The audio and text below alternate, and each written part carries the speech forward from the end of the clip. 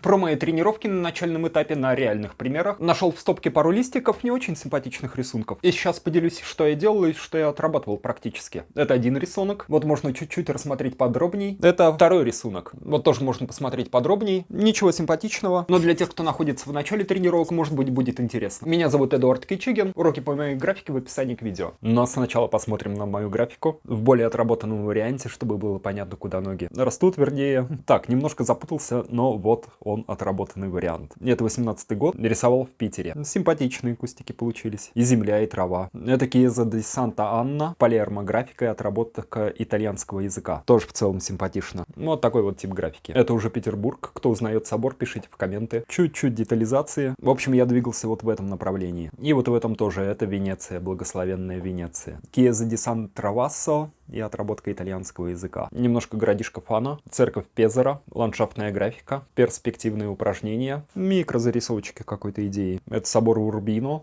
это работа с орнаментами, отработка одноточечной перспективы, отработка орнаментов и еще чуть-чуть.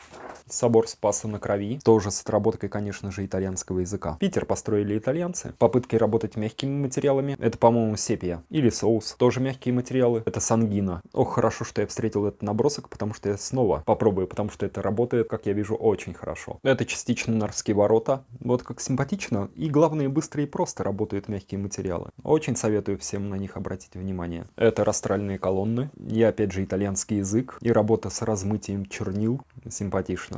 Тут летом проходят опен-эйры. Я тут танцую бачату. Это Болонья. Ее невероятные прекрасные башни, которые я скетчил очень много. И вот, например, вот такая графика. Это все моменты отработки вот этой вот базовой стилистики, которые я показывал в самом начале. Вот такая она супер детализированная, но и на мой вкус довольно крутая. Вот сравните, например, с рукой. Вот сравните проработку с ручкой. Шикардос. Так вот, чтобы эта радость складывалась в реальные работы, я старательно, неуклонно отрабатывал базу. База в формах деревьев, чтобы мне стало легко. Чтобы, как я рисую в моих картинках деревья, процесс уходил в автоматический режим. Я не должен быть сосредоточен на рисовании деревьев. В тот момент, когда я рисую дерево, я должен отдыхать. Мне есть над чем подумать и без деревьев. Чтобы делать архитектуру в перспективе, нужно немножко напрягаться. Иногда. Ну, конечно, если делаешь сложную перспективу. Если перспектива простая, ну вот как раз, например, как тут, и может быть немножко скучная, потому что я не ставил здесь перед собой никаких вызовов. Но что я отрабатывал? Этот рисунок перечернен. Я искал ритм черных областей. Если мы посмотрим на этот рисунок, посмотрим именно на черные области, то композиция, из которой состоит этот рисунок, это композиция вот этих вот теней. Можно все остальное убрать, ну плюс-минус, и он будет почти так же работать. Много листиков я угробил,